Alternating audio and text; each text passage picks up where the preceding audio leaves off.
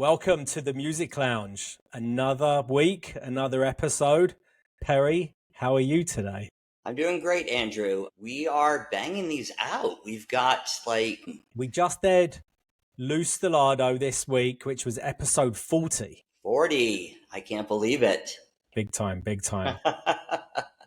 So before we start, I just want to remind people to rate, review, and share the podcast. If you could, it helps us in algorithms to get recognized. If you like it, please share it, please review it, and please rate it wherever you're listening to your podcast. We would appreciate it. Listening and watching, Perry. We're on Listening and watching, correct, on YouTube. Yeah, YouTube. absolutely. Check out the shorts, the reels. We're trying to expand all over the place. So today we are welcoming somebody from the music marketing team who we have not had anybody from that team yet. Today we have Jeff Frank, who is formerly the Senior Director of Music Marketing and Partnerships at MTV and is currently working in event marketing at Intuit.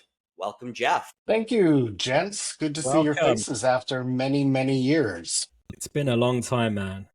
It is. And everyone who we've interviewed and spoken to, they're like, you got to get Jeff Frank. Like whenever we bring up certain things, he's like, you got to get up Jeff. He was the guy. And when I look back at your career, which you're going to get into, that must have been such a massive highlight of your whole career at that time with that role. But it was one of my dream jobs. I'm lucky to have had a couple. And, you know, I grew up a kid raised on MTV. I was the, music nerd jumping on my bed with a tennis racket and a pen taped to it as my whammy bar, watching hours and hours of MTV. So to one day end up there was just beyond anything I'd ever dreamed of. So, and to be there, especially at a time where I think for me, there's kind of been three waves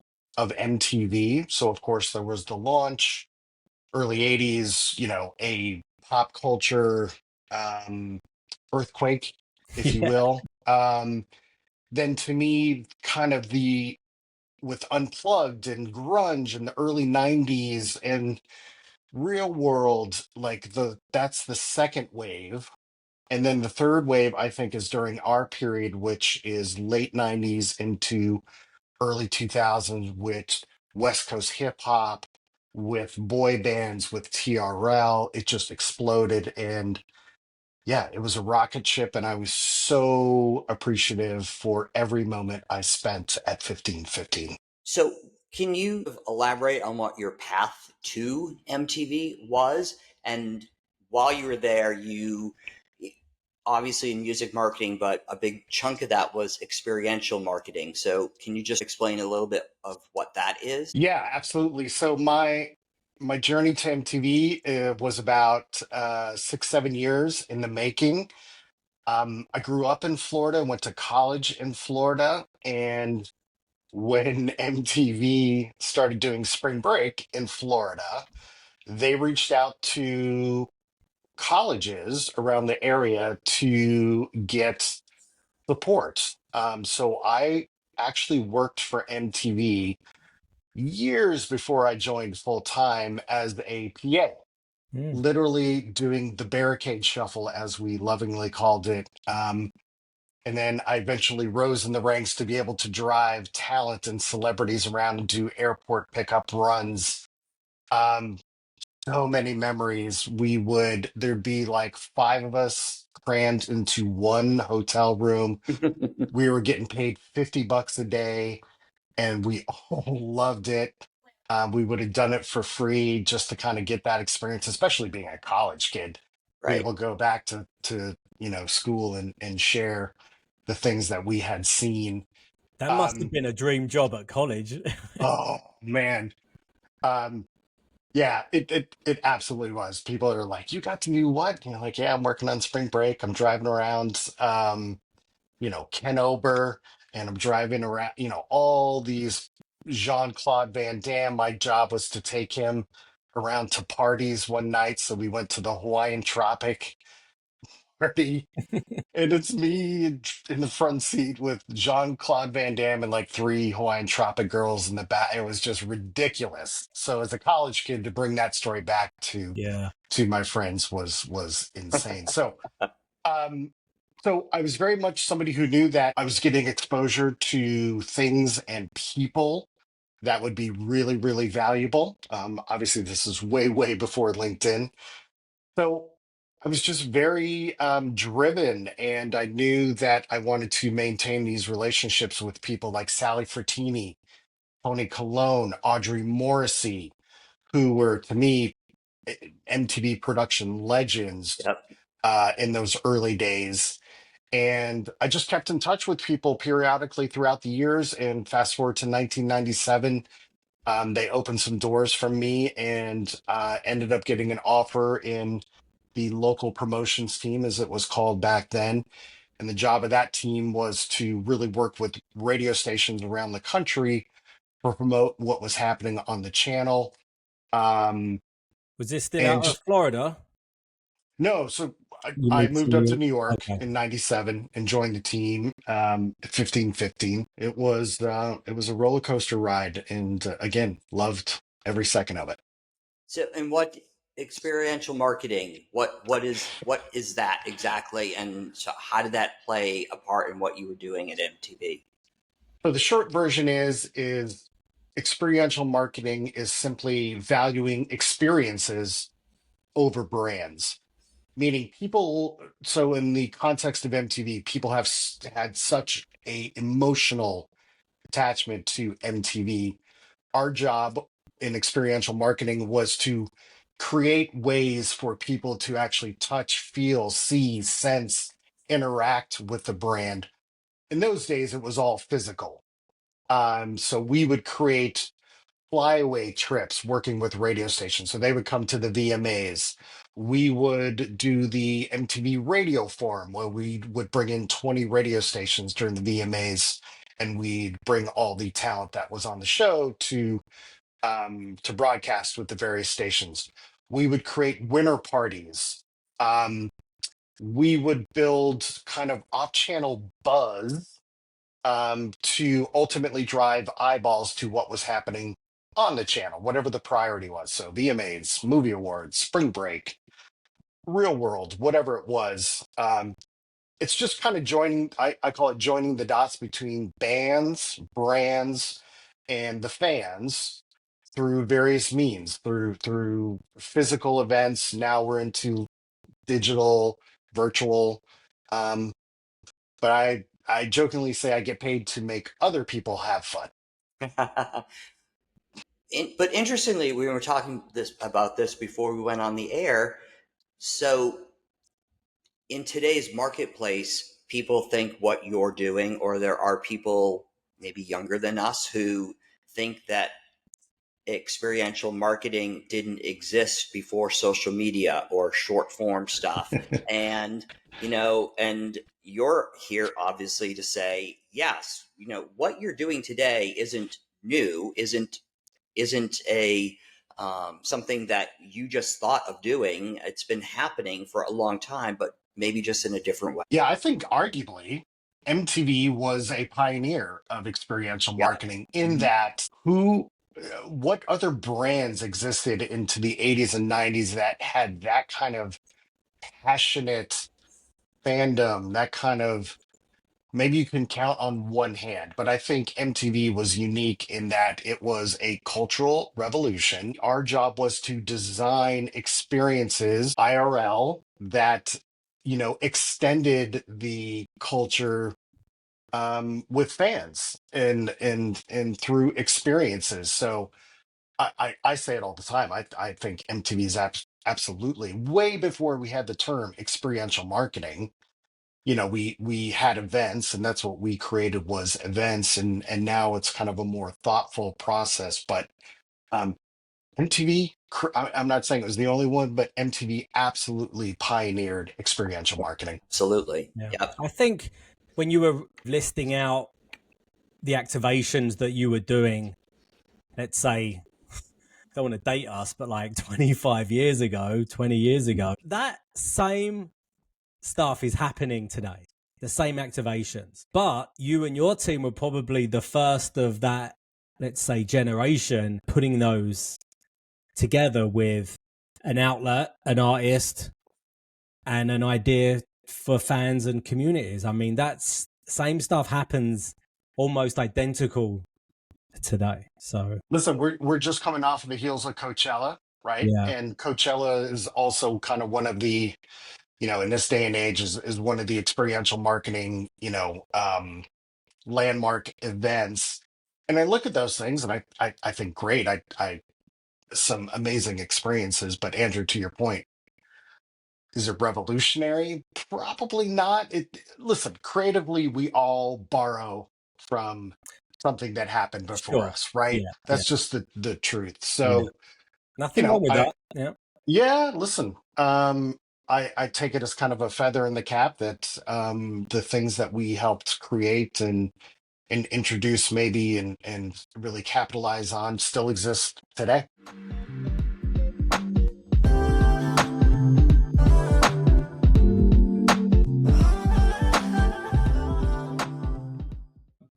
Part of the music marketing team you were involved in, as you said, to create music experiences that complement existing shows and tempo events. And then you had standalone shows like the $2 Bill series. Can you talk a little bit about the $2 Bill and how it came to be and how you booked artists? Did fans actually buy tickets for $2 a piece? Answer yes. Um, yeah, it really was I'm an going to show evolution in you. the. Oh, Is Oh, wow. that look at backwards or that! is it? Nice. That's Yeah, awesome. I've I've had not this seen for a that long in probably 25 years. for people listening, it's the Snoop Dogg um like tag from the Like a dog $2 Bill tag. Yeah, series. The date was December 2nd, 2002. very nice. Yeah. Yeah, so the evolution of the music marketing department, which essentially its roots were in local promotions, it evolved into music marketing where, um, as you guys know, when you talk to the music department was the be all end all, right? At that end of the hall in 25, that was when you walked into that space, you knew you were in rare air. And that with that came, they were the ones programming the channel, they were the ones booking the artists, they kind of were at the top of the pyramid. They owned the artist relationships through labels and through management. Music marketing was an evolution in that we were eventually, in collaboration with the music department, allowed to start building our own relationships with labels and artist management with the mission of creating marketing programs that not only supported what was already existing on the channel, but to build new proprietary programs like $2 Bill. Um, when $2 Bill was created in the early 2000s, long form music programming was becoming harder and harder to come by. So here was an opportunity to do something unique and special. And the hook was obviously tickets are $2. It's MTV2. MTV2 is the impetus for this creatively. So we create the $2 Bill show where we go into a market. Typically, it was an underplay where we take a very big band and we put them into a small venue, create buzz and excitement. And to me, the ultimate example of that is Radiohead at the Beacon, which I will never forget I that was there show. and that was my Oh, favorite show. I was there oh, also. I mean, just an incredible night. Yeah, Um, I remember hearing from friends I hadn't heard from in years trying to get into that show, right. right? Um, so yeah, that's a great example of yeah, we were able to, and the reason we were able to get these bands like a Radiohead is again, The scarcity of long form music programming really, as the music industry was starting to change, Yep. really around 2002, 2003. Certainly the programming was changing. So labels understood the value of owning, a half hour, 45 minutes, or an hour of programming and all the promo Yeah. inventory that wrapped around that. You couldn't It's get that huge. exposure anymore. So Yeah. it was purely, a promotional opportunity. So in addition to Radiohead, others that stick out. So it wasn't just, A-listers like Radiohead. On the flip side, we had the Killers and But Secret new at that Machines. time. Yeah. They were emerging. Yeah. Killers were just breaking, Right. and it was rare to do a combination show. And Secret Machines, one of my favorite kind of unknown bands, got the buzz, and obviously the Killers made it. Secret Machines did not. So it really ran the spectrum. And kind of one other memory that really sticks out with me is when we did the Beastie Boys, another kind of like dream show. And I love the Beastie Boys, but it was such a creative challenge working with them, and approval from everything from the artwork and to the production of the show and everything. There were just so many kind of speed bumps to overcome with that show, but it made it so worth it to get the Beastie Boys on a $2 bill. Where was That, that one shot? that was I in think it was Vegas. Vegas. Oh, Yeah. Yeah, Vegas. Vegas. Wow. I was actually in LA doing label meetings, and I happened to be in the Capitol office that afternoon, and the head of digital, Ted Miko, I was meeting with him. He goes, BCs are doing a $2 bill show tonight in Vegas. He goes, you want to go? I'm like, what do you mean? Do you want to go? And he's like, well, I was going to go. He's like, I have a flight booked at like 5:30. Do you want to join me? I was like, sure. So we got on a plane, flew to Vegas. The show ended. We flew back to LA. I mean, Amazing. that's that's I think one of That's the how you do it. that's probably one of the only music stories I have of that sort of like the excess of the music business a little bit. Yeah, yeah. But it was a great show. I'm glad I went. We were lucky enough to create a show from scratch, and I think that is probably, if there's one legacy of the music marketing department, it is the $2 bill show.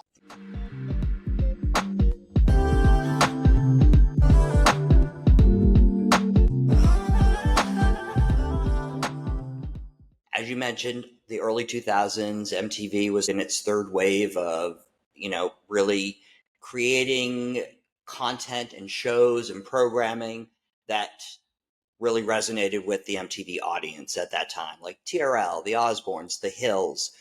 On the music marketing side, what was the most outrageous or expensive or successful music marketing event that you guys put together, and what went into making it happen? Not the $2 bill, because you just talked about that. Yeah. So Perry, so that kind of non-scripted long form programming, we would occasionally, like, we would get, it became a priority for us to build marketing campaigns around that. Um, as time evolved, it kind of ended up taking up more and more space, but those are typically like, flyaways, contests, those kinds of things, some kind of experiential element that tied into the show. But for the most part, we really were building things around tentpoles. So to answer your question, I think the VMAs 2005, which, if you recall, was the first time ever the VMAs were not either in New York or LA. We went to South Beach Yep. in Miami, and our job was always, how do we create a buzz around the VMAs or whatever show is happening? So for us, we thought about, well, what does Miami embody? Well, it's hotel culture, right? It's sitting by the pool, it's leading the fabulous life, the glamorous life. So the idea was, we're going to take over an entire hotel property on South Beach and turn it into an MTV experience, which was Hotel MTV. So we took over the Surf Comer, if you recall. I was there. You had the Killers, right? Did they perform? I Maybe. honestly don't remember the talent other than it was the year Diddy was hosting. And the Um, Hurricane, yeah. and I, so people do not remember that in 2005, before Hurricane Katrina hit New Orleans, it actually came over South Florida as a Category 1 hurricane. Yep. And that happened to be the week that we were setting up. So we had taken over this hotel property, and every ounce of this, from the voicemail recording to the wake up call in the morning to the look and feel of the entire property, was branded MTV and VMAs. And so we'd sunk millions into this production, had built a stage over the pool out back, and we were scheduled to open on a Thursday. The VMAs were on a Sunday. Come Tuesday, I remember flying down, and we're just getting, you know, news about the hurricane looking like it's going to make landfall in Miami. And we're like, are you fucking kidding me? So what do? We basically made a decision with our production team to kind of break down to kind of skeleton bare bones production, right after everything had just been set up. Hurricane blows over. It was a Category 1, so not the most devastating thing, but there was one fatality in Miami from the hurricane. So it was much more of, not can we rebuild? Of course we can. Should we? If we do, how do we do it? What's the tone? What kind of message are we setting? Because obviously VMAs is this really, flamboyant, frivolous kind of thing. And how do we strike the right tone in Miami, that just went through a hurricane? So ultimately, we did rebuild. We reopened. It was a little bit more subdued. But the VMAs, I'm sure you guys remember, came off that Sunday, and it was almost as if nothing had happened. Who was able to stay at the hotel? So it was a combination of contest winners and MTV Viacom executives who would fly in from around the globe, would Wow. come in. So we put them all up at the Hotel MTV. Wow. I Yeah, remember that year very, very vividly, and I'm 99% sure the Killers were there. yeah, And I remember when the hurricane was in my hotel room, the windows, which are obviously, hurricane proof, but they were like bending in. yeah. So it was pretty windy. It was windy. It was a pretty epic, unique Yeah. situation What for sure. Yeah, what ended up happening too is that a lot of the sort of like celeb talent, nobody who was performing, were coming in on Saturday, and there was flights that were canceled, and there was concern that people weren't going to be able to, people who were booked to be on the show weren't going to be able to get to Miami to come in and do it. I do remember at one point everyone was kind of freaking out because Paris Hilton wasn't going to be able to make it. Who was probably like the biggest at that point in time, was probably like the Yeah, biggest name to be on the show. So, yeah. but she did. She got there. She made it. So the show was saved. Yeah, absolutely.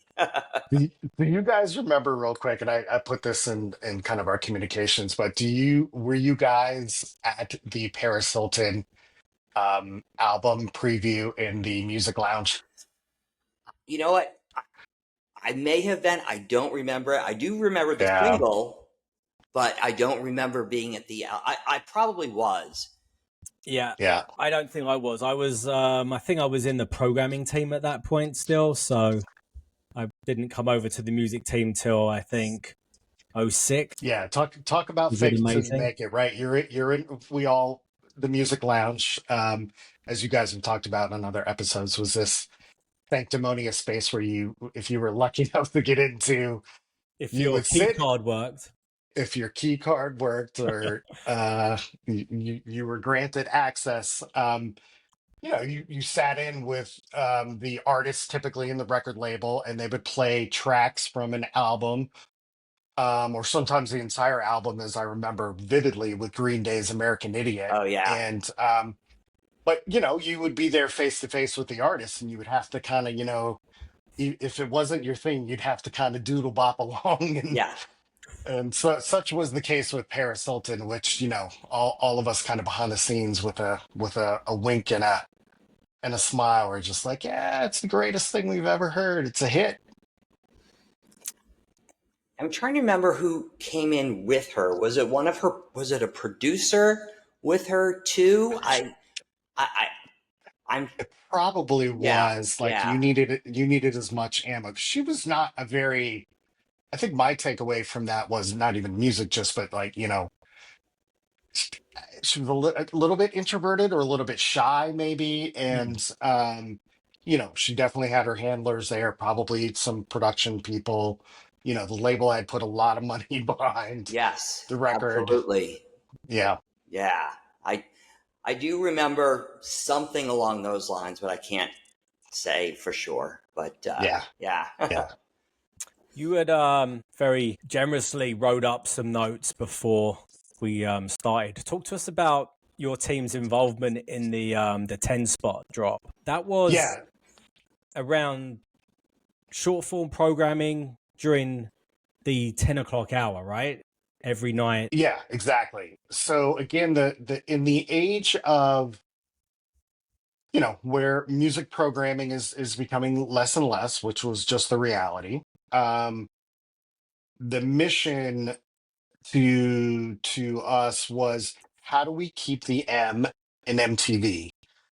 Which sounds like a silly little statement, but if you think about MTV, I go back to my early days of growing up on MTV. As much as the music videos was the thing that was a really super close second was the interstitials, Right. right? The promos were revolutionary. Hmm. You had never seen things like this. That was the look and feel of MTV, the wrapping, the That's what tied it packaging of together. Yeah, MTV. exactly. The rapping. Yeah. So there was this collective notion of, well, how do we kind of reinforce that, or revisit that? So I think 10 spot drop was really kind of an homage to those early days of those crazy interstitials that we all remember. And it was the notion that one night a week we will take the highest rated programming hour, which at the time was a 10 to 11, the 10 spot, and we would do a roadblock where in one particular artist, and usually it was an emerging artist, would take over the night, and they would be the bumpers in and out of the programming hour. Um, and we would create these from scratch, what we internally called what the fuck modules, or what the fuck interstitials, that the in-house on-air creative team came up with. And they were all different, so it was 8 or 10 unique, 10, 15 second bumpers in and out of breaks.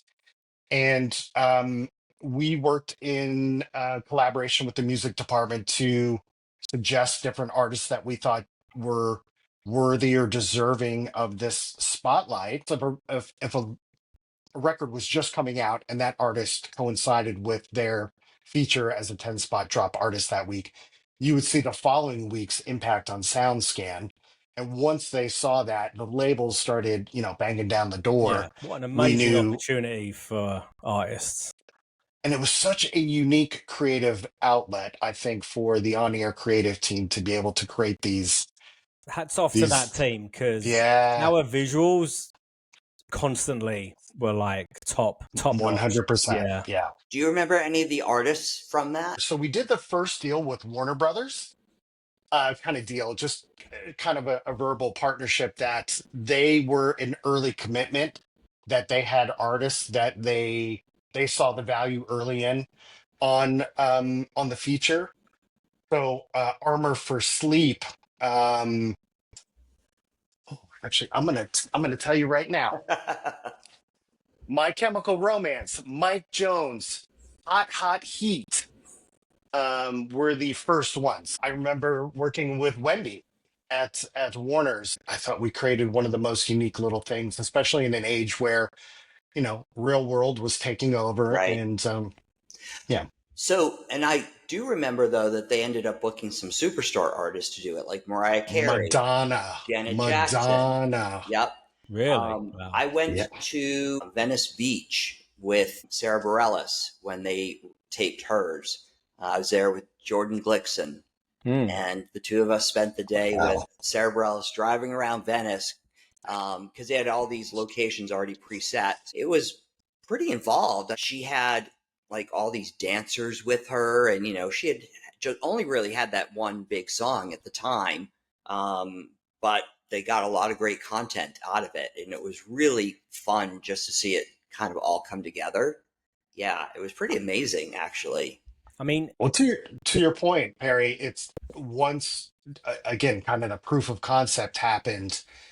Yeah, Madonna's the one that sticks out in my mind as like, oh my God, Madonna wants to do this, or her label wants Madonna to do it. you must So feel yeah, very accomplished that what you created got the attention of the biggest superstars on the planet.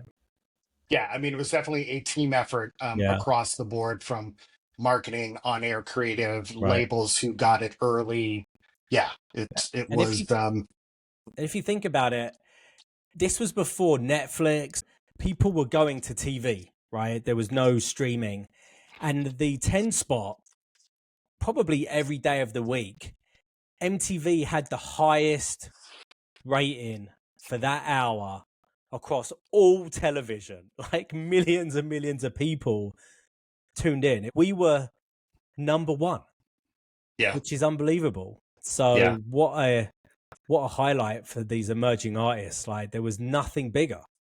yeah, And that's the other part of it too. You would think that MTV would only want superstars to do it, but the fact that they allowed like emerging bands, I remember like Lisa Loricella went and covered a shoot with Gym Class Heroes. Mm-hmm. We did them, and like they were known to a small audience, but they weren't a nationally. I mean, they weren't a huge arena type band at that time. And we gave them like this whole block of programming to promote them, which was kind of unheard of, I think, at the time.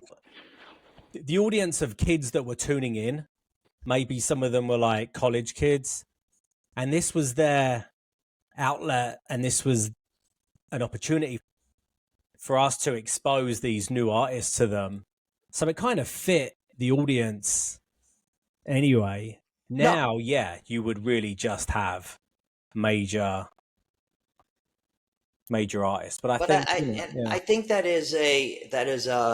it says something about the music team, the promos team, the music marketing team, that everybody was willing to give this prime piece of real estate to not just superstar artists but to emerging artists too, and that was, from my point of view, that was putting the M back in MTV also. It was allowing MTV to help break a new artist or at least give them a bigger exposure.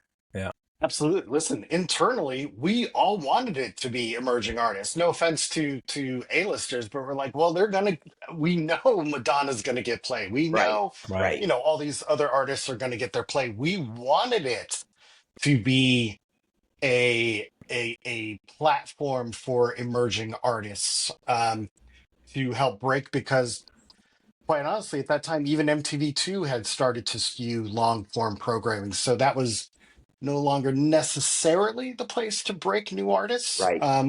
Or MTVU, which was, only on college campuses. So the exposure, we were all like, yeah, this should be about breaking artists. right. 100%. That's what we do. Yep, yep. Love.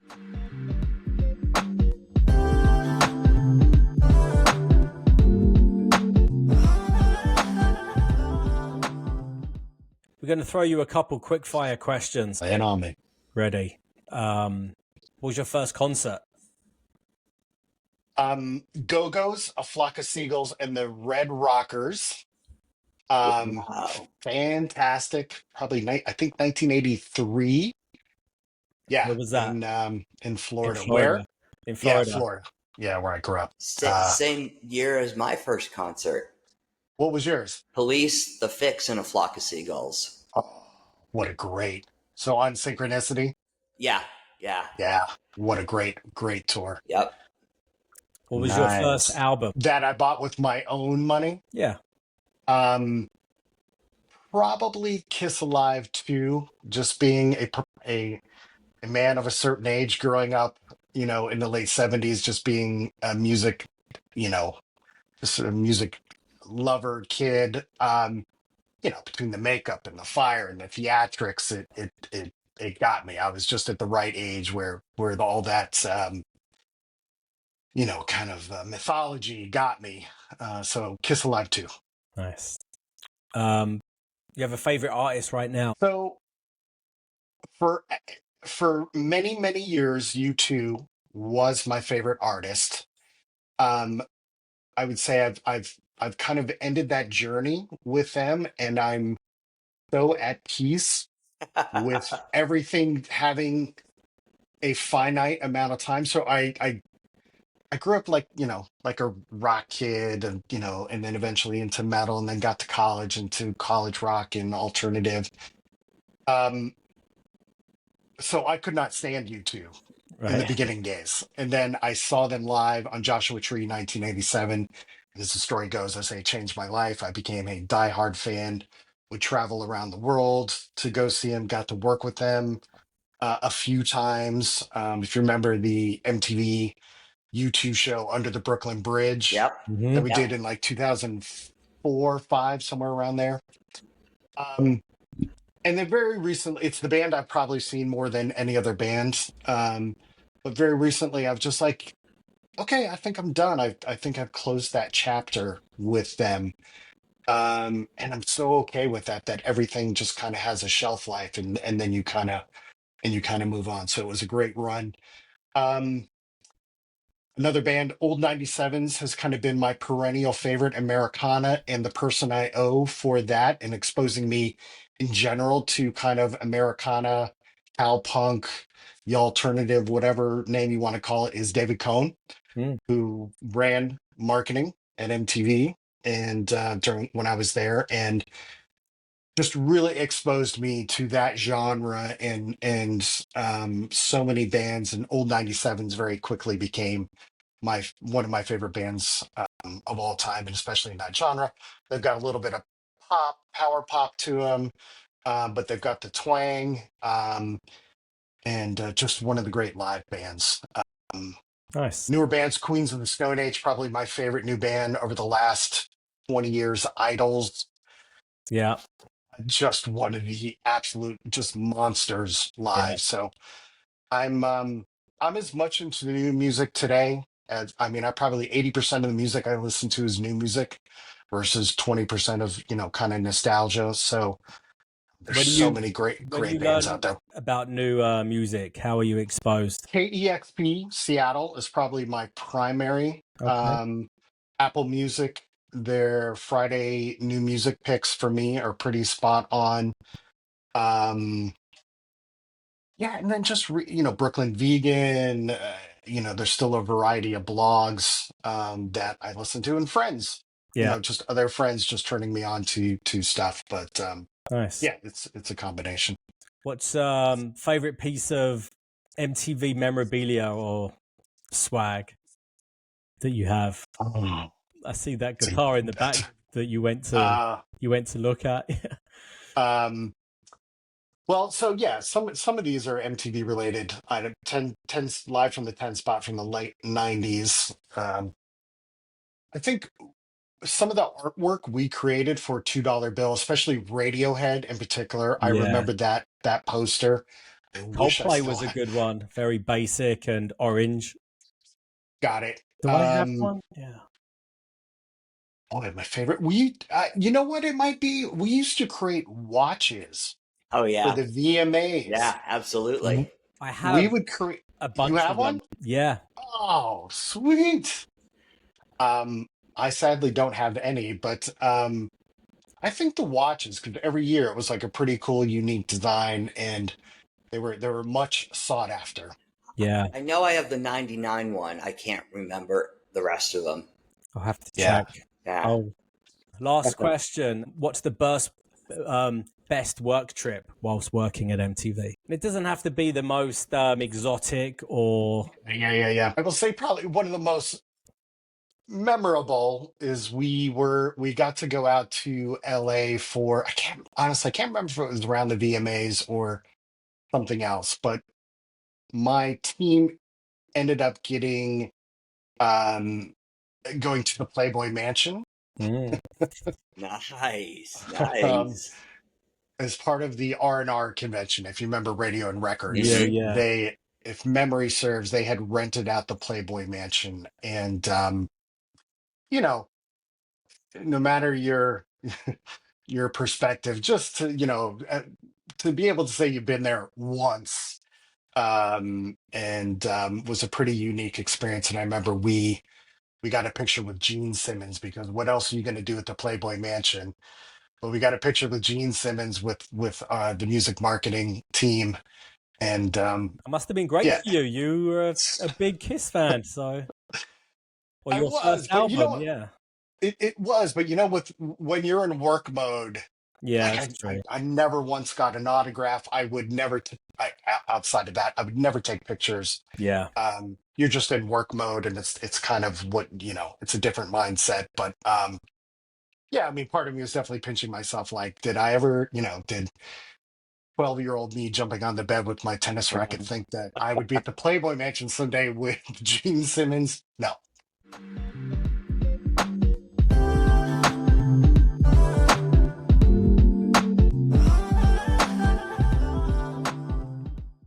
Talking about selfies and social media, obviously working with talent at your time before social media, maybe made them a little bit more approachable, agreeing to do things, less guarded about being off camera. Obviously, now there's always a camera on.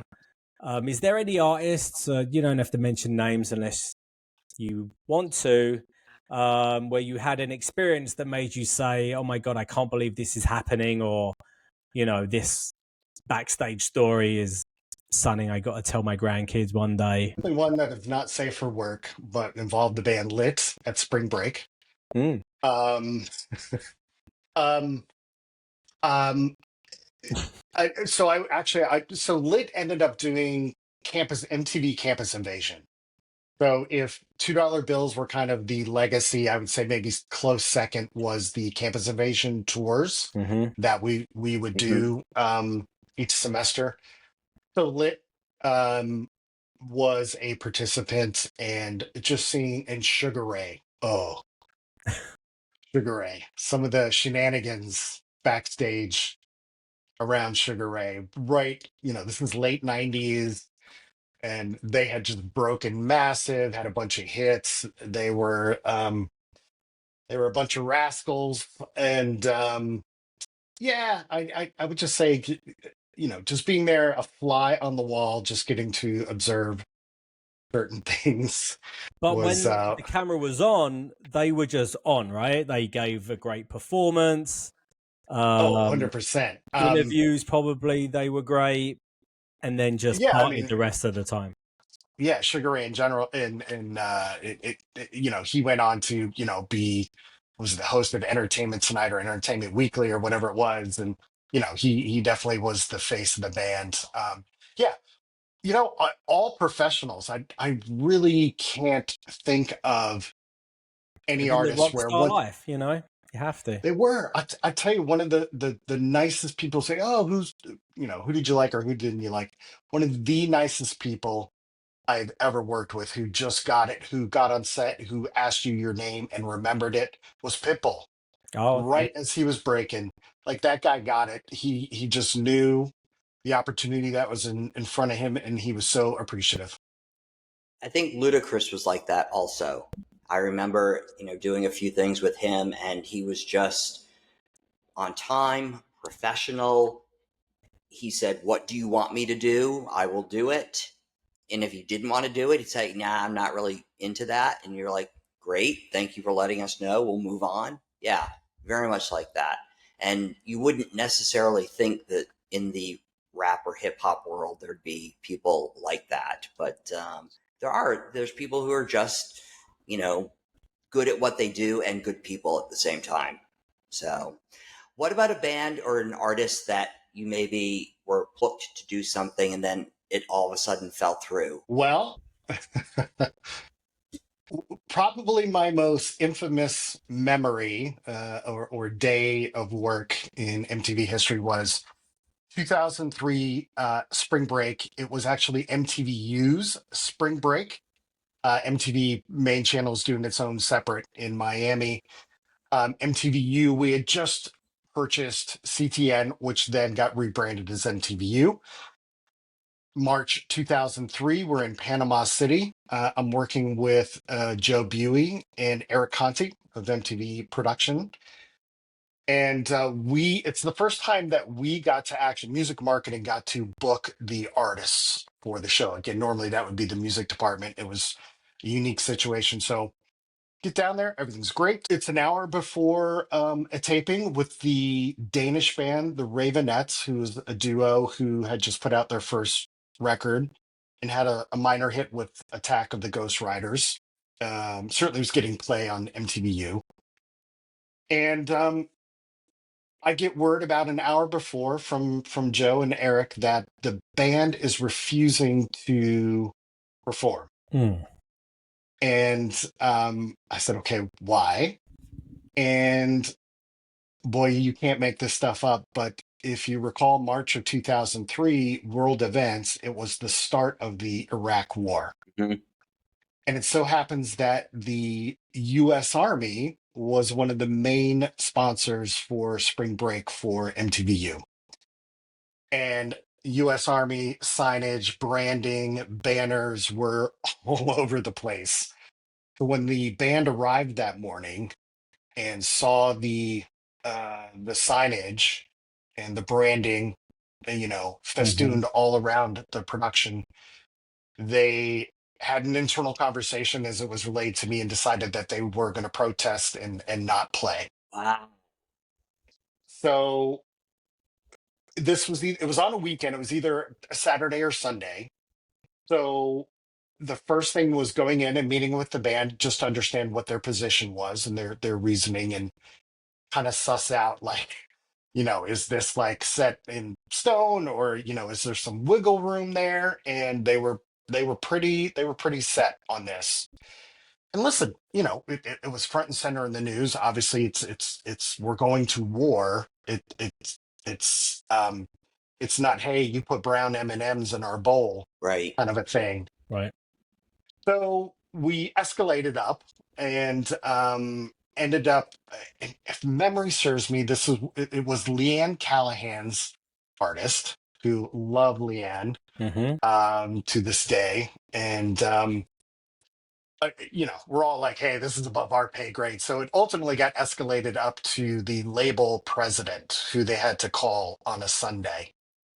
And after some intense negotiations, the compromise was we were going to basically sanitize the entire site, meaning we had to take down all of the US Army signage. And that's what we did as quickly as possible. So credit to the marketing team who was on site. And I can't remember if there were any US Army representatives on site, but probably there was. That everybody compromised and understood the sensitivity of the situation. So over the next hour or so, we completely scrubbed the footprint. So there were no visible signs of US Army branding. But then, so the band gets up, and I sent you guys this picture. Yes. And the unfortunate payoff was, I'm not exaggerating, there were maybe 25 people Oh in God. attendance. The weather was terrible. People got bored and left.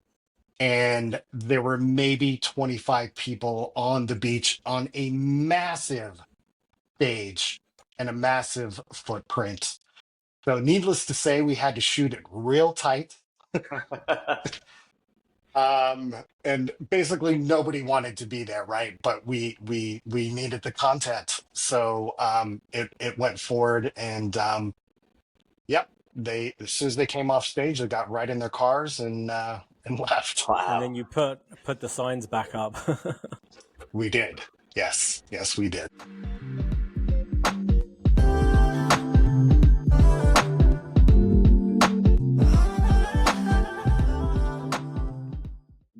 When year did you leave MTV? 2006. Okay.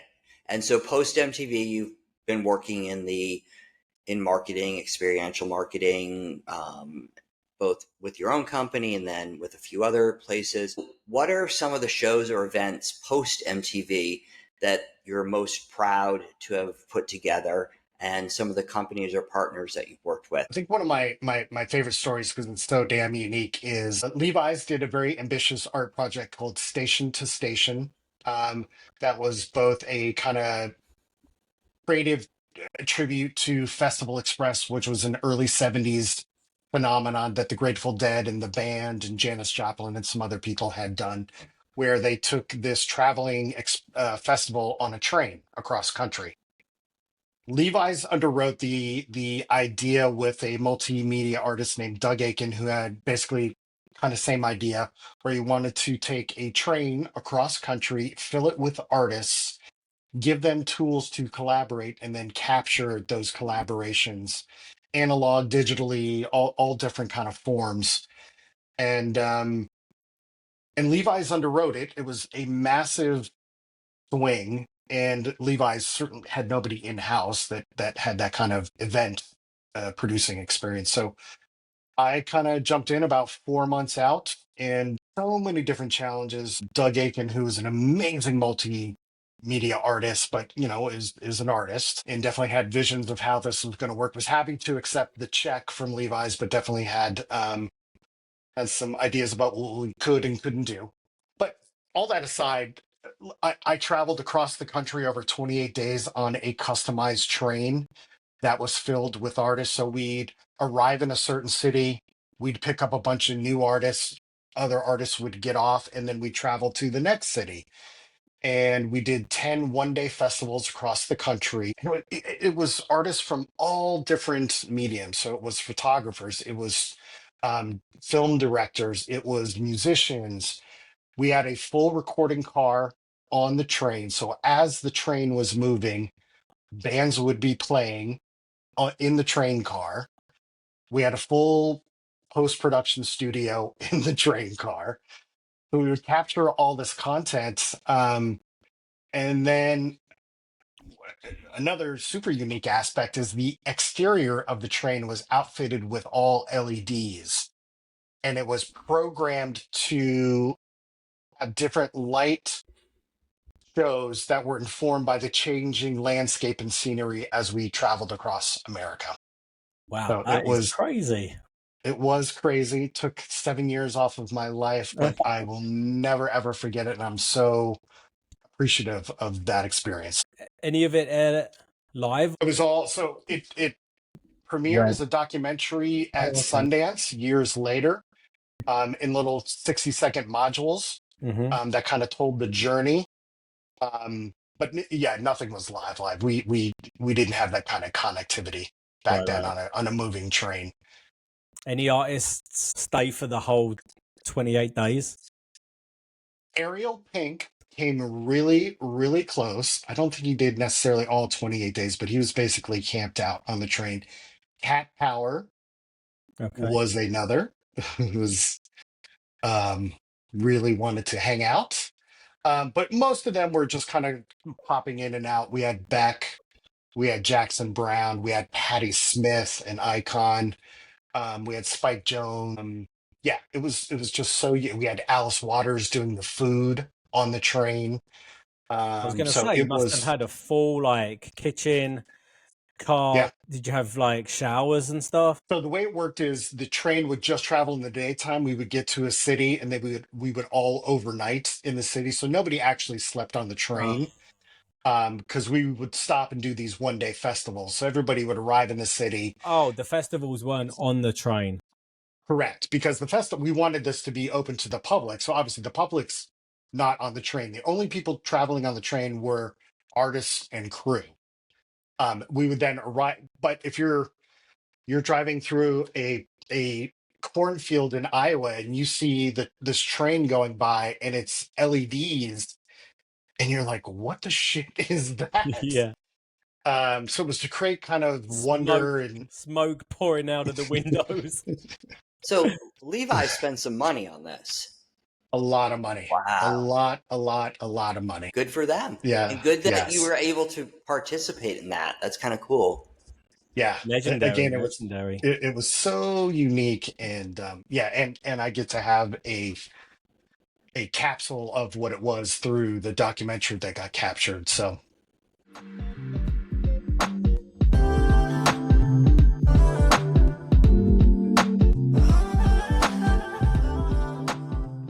We are coming to the end. We have one final question for you, and that is favorite New York City music venue. And it could be from a show you've seen there or just a great venue.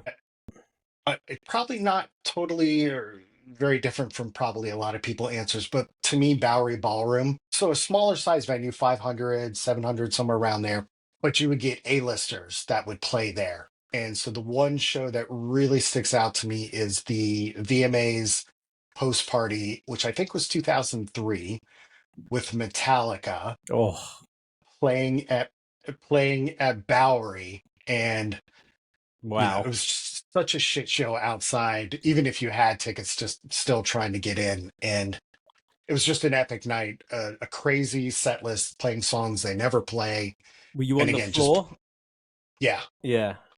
absolutely. Were you guys there? Do you remember that No. show? I Nah. wasn't there. And this is what we've also talked about. The crazy thing about MTV is any other day or night, I would have been like, I have to be there because this is such an iconic thing. Well, there's 5 other parties I want to be at tonight too. Like there's so much going on that you couldn't be at everything, Yeah. which was the cool part of our job too. And that happened not just after the VMAs, but it happened multiple times throughout the year. Like you would be like, someone said, "Oh, I have tickets to go see artist X," and you'd be like, "Well, I'm going to see artist Y tonight." Like Hmm. you just couldn't do everything. You could say So who would be, in 5 years from now, which one should I, go and see?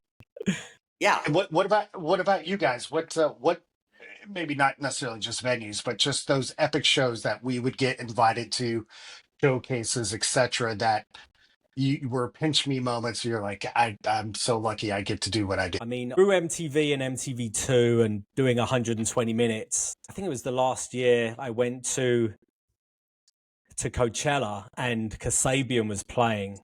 Oh.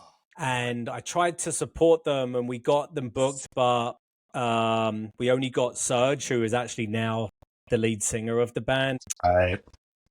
But so he was at the taping of 120 minutes. Then I went to Coachella, and through knowing the management, I got this like very small exclusive like day acoustic performance, which was incredible. And then they played this fashion rooftop thing in New York for Fashion Week.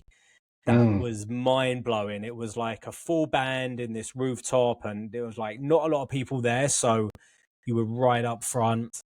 Those were really great, intimate experiences. I used to have great shows at Webster Hall as well. Yeah. The Good, the Bad, and the Queen, which was Damon from Blur's Hmm.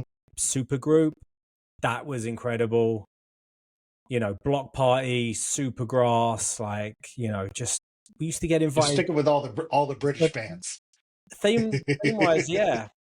Arctic Monkeys, Strokes, that whole era was Yeah. really big for me, and we got to see it all. You remember Brownies before it yes, closed? Someone yeah, mentioned that Oh. before. I don't think I was there. I can't very remember. small. Yeah, I remember. Yeah, yeah, yeah. Just right as there was a buzz on them at Brownies. Just I was gonna say great. yeah, yeah, yeahs at Hammerstein. I saw them. Ooh, Yeah. nice. And I don't even remember how I ended up there, but I was sitting with Tom and Holly, and they were both huge fans of the band at that time. Nice. So And that then I was would say Radiohead, $2 bill. yeah. Yes.